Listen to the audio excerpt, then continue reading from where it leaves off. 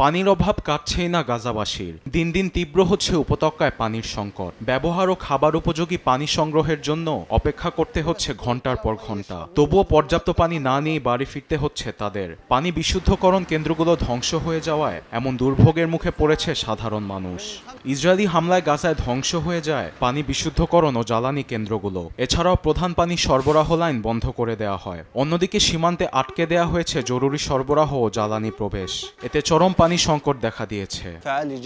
পানি ট্রাকে ভর্তি করতে প্রায় 5 ঘন্টা অপেক্ষা করতে হয়। আমরা পানি তখনই পাই যখন কোনো সংস্থা অথবা প্রতিষ্ঠান উদ্যোগ নেয়। উৎপাদন খরচ বেশি হওয়ায় 1000 লিটার পানি কিনতে প্রায় $26 খরচ হয়।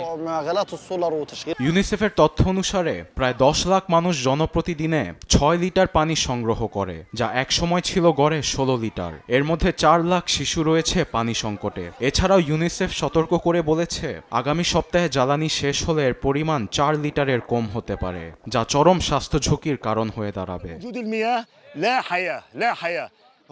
পানি ছাড়া কোনো জীবন হতে পারে না। দূর দূরান্ত থেকে আসা পানির ভাগ পেতে অপেক্ষা করতে হয়। কূপের পানিও যথেষ্ট আসে না।